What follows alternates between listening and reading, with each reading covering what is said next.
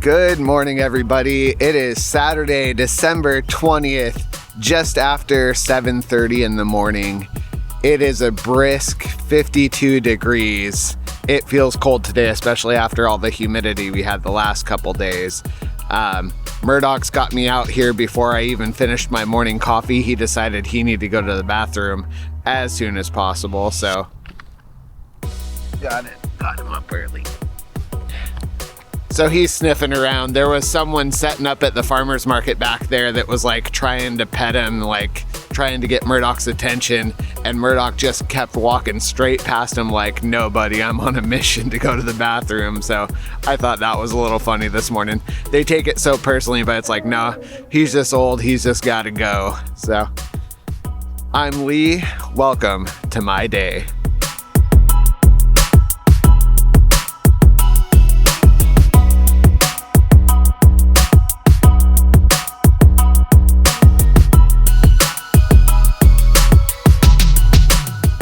The sun is starting to peek over all the buildings downtown, and I tell you, it charges me right up.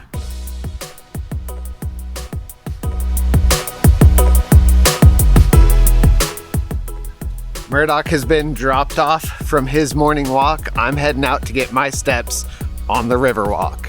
Out here on the Riverwalk, it is very crowded today. It is definitely tourist season.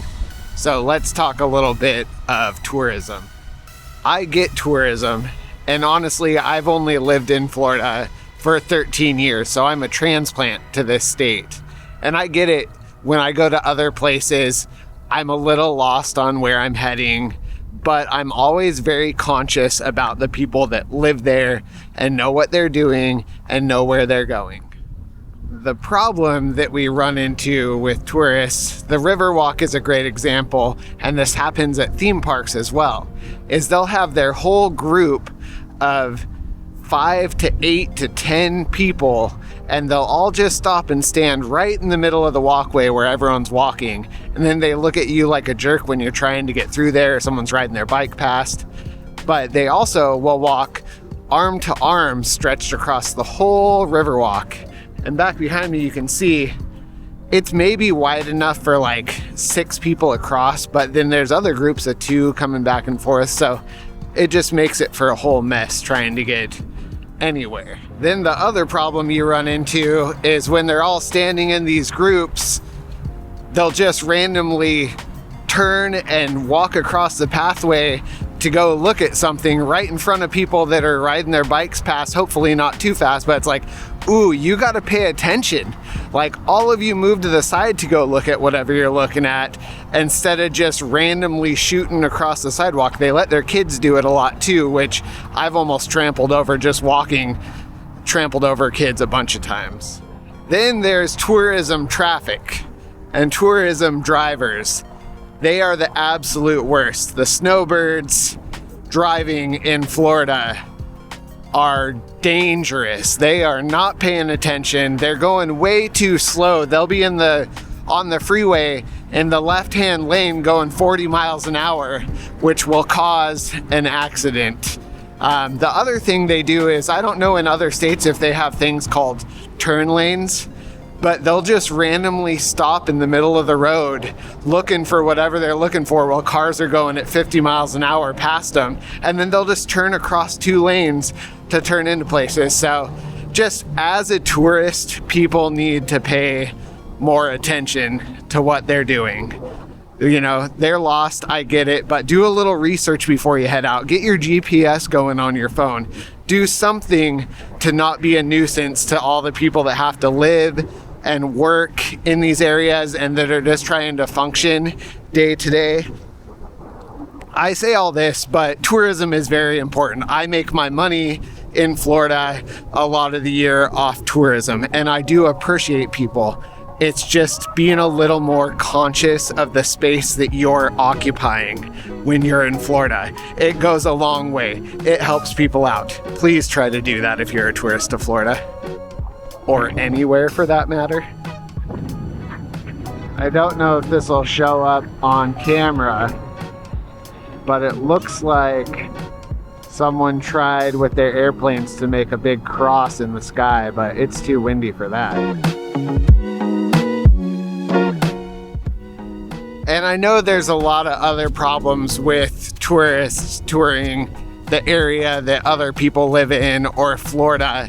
Those are just some of the ones that I deal with. People basically being in the way of everyday Floridians functioning. I know a lot of people have a lot of problems with them partying and being loud, which I get a little bit of that downtown. But if you personally have other problems with tourists in the area that tourists maybe need to be a little more conscious of, comment them down below, because I'm kind of curious what everyone else deals with, if you even have tourism in your area.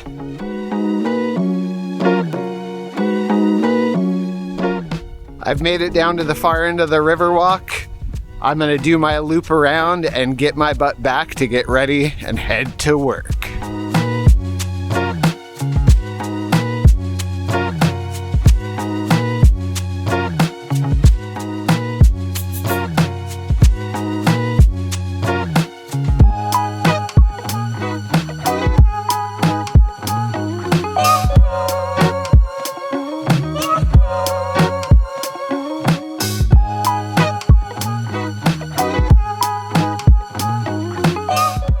So mid-tattoo, I was doing my old Icon EMS 400 that I've had for 20 years. I've been tattooing with. It's the power supply. It finally crapped out on me. It died like 3 times in a row. It kept just shutting off. I got to turn on and tattooed for about 3 minutes with it, and it shut off again. So it's going in the dumpster. Time to downsize. Luckily, I had a backup power supply, a little critical atom tattoo supply, and it works just fine. So I just plugged that in and tossing this in the dumpster. It was a busy day in work today. I'm glad my customer Allie came by and got a couple bigger pieces from me. It made my Friday before holiday vacation, well, it's Saturday, but it's my Friday before holiday vacation, very nice. It definitely helped the day go by faster. Overall vibes of the day, it was a good day. I had a good walk on the Riverwalk. I had a good day tattooing. I'm ready for a vacation. You'll see me the next couple days, but I'm not going to be tattooing. That's all I've got for you today. Until next time, have a good one. Oh, also, if you like my videos and you like watching me talk about stuff, please subscribe. I got a link coming up at the end. I think I figured out how to do it. Have a good one.